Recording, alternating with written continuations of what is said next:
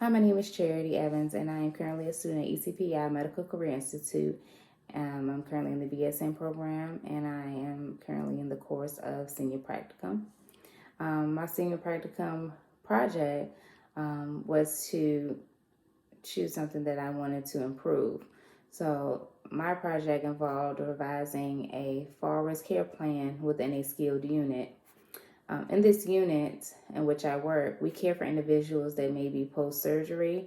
They may experience confusion, exhibit general weakness, unable to ambulate normally, and maybe prescribed new medications that they are not fully aware of how they affect them. The overall care plan already included positive fall risk interventions, so I decided not to remove them at all.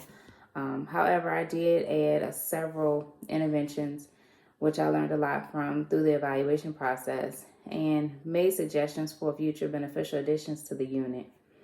My mentor, who is currently the unit manager, which also aided in providing insight throughout the entire project as well. Although the current care plan included positive interventions, it also had room for growth in a positive direction.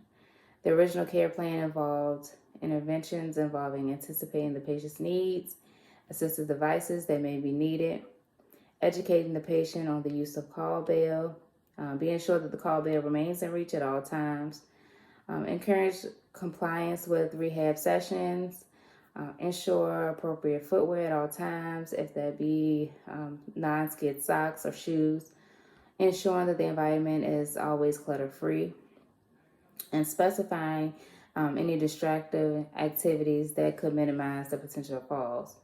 Another beneficial intervention that would be in place if we were to have visitors or family, we would educate the patient and their family or caregiver on safety measures and what should be done if the patient experiences a fall. Right now, since we're not having visitors, we currently do that over the phone and at discharge planning. Also, the patient's care plan could also include verbal cues on change of position slowly to minimize or eliminate orthostatic hypertension, as well as evaluating and updating their care plan as needed. The facility already follows the AHRQ policy or recommendations, and that is the Agency of Healthcare Research and Quality. So the iRehab facility already involves collaborative care planning. The nurse practitioner of the center, she weans off our patients off of narcotics. Our pharmacy also reviews all new admission medication profiles. The rehab therapists, they are good with walking our high fall risk patients daily, even though they may not have scheduled therapy for that day. And high fall risk patients are in visible sight at all times. Revision of the care plan involved adding additional evidence-based interventions to aid in improving the overall outcome for our fall risk patients. Fall risk indicators on doorways. We did having patients sit in stable chairs instead of wheelchairs. We did rounding logs and also assigned sitters to the high fall risk patients. And these were the interventions in which I included in the revised care plan. Another intervention that was involved was individualizing plan of care, which is important because no two people are totally the same. So one care plan would not fit another person as well as will the other person. So the intervention involving having a patient sit in a stable chair with armrests versus a wheelchair involved evidence-based background that involved a conducted study. So this study showed that when it comes to wheelchairs, all patients are not fully aware of how to properly use them. About 45% of the participants involved in the study were only found to be able to propel their wheelchairs, while 4% were able to propel them independently, and none of them were able to unlock the chairs without assistance. These participants were not trained on their wheelchair properly or wasn't also fitted to the wheelchair properly. More people are prone to have a fall in a wheelchair due to not being knowledgeable how to properly lock the wheels, or they may trip over the footrest, which we have commonly seen on our unit.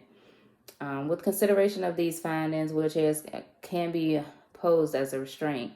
When pertaining to random logs, they should be placed within the room or the doorway, and rounding was decreased when the patient was sleeping safely to try to reduce the risk of trying to wake them up.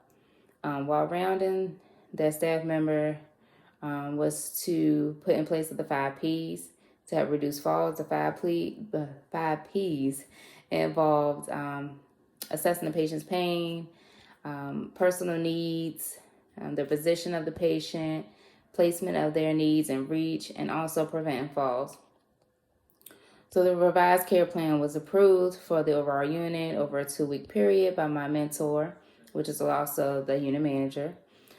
Since our DON was no longer there, we had 8 total staff members, which I provided education through an oral presentation regarding fall risks and new interventions that will be implemented.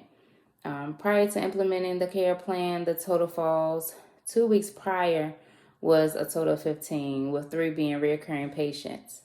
During the first week of the implementation, the total number of falls was 3, with 1 fall being witnessed, and that was done while toileting and changing a patient. The second week, however, had a total of 6 falls, and I believe that was due to improper staffing and not being able to successfully practice the new interventions as the previous week, which was the assigned sitters. So having assigned sitters with the patients was the most successful intervention within the revised care plan. I also learned that placing the high fall risk patients in the stable chairs was also a success to the reduction in the factors to the increase of the chances of falls.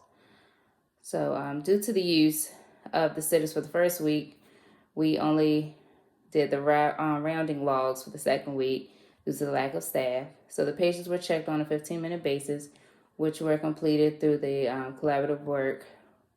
The rounding checks were completed by the doctors when they were doing their rounds, therapists that may just been walking by, nurses, our CNAs, managers, housekeeping, and any other staff that may have been passed in the room that was already had the indicator on their doorway for the fall risk. So I believe the second week was not as successful as the first week due to the patients not having constant supervision with the sitters, and the 15-minute intervals gave them unsupervised time, which increased their risk for falls drastically. So also, although the facility could benefit from keeping the new interventions in place along with the initial interventions, the facility could add some additional safety measures to aid in reducing falls. Major safety tool that our facility could benefit in are the chair and bed alarms to aid in alerting staff of unsafe behavior while they are unattended. Another beneficial addition to the unit would be designated fall prevention teams. These teams will provide one-on-one or group supervision for patients that may be at risk for falls. And these teams could also complete activities with these patients to aid in keeping them distracted and also maintaining a schedule to help increase their proper sleep schedule so they won't be up at night and they will be up during the day and being occupied doing activities. Also, I suggested hip protectors. So hip protectors could be used to aid in reducing the instances of hip fractures if they do experience a fall in our facility. Although we have the floor mats beside the beds, the hip protectors would be very beneficial. But with all that being said, being able to attain a 0 fall goal in any medical setting is not a reasonable goal to achieve. However, placing effective evidence-based interventions concerning falls can be minimized and reduce harmful injuries. A minimum of 1 to 2 extra days of inactivity after surgery can affect the overall recovery time. One major factor with falls involves staff interaction in a timely manner.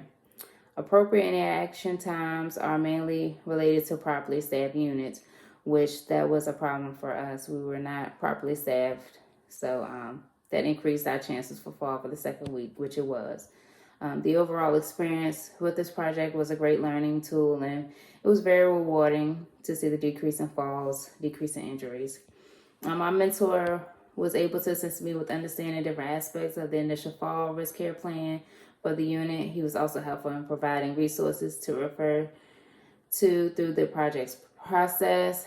And when comparing the total number of falls during the 2-week implementation and the 2 weeks prior, it seems that the revised care plan was successful in reducing falls. Although it's impossible to have a facility that is completely free of falls, placing as many safety interventions can aid in minimizing falls and fall-related injuries.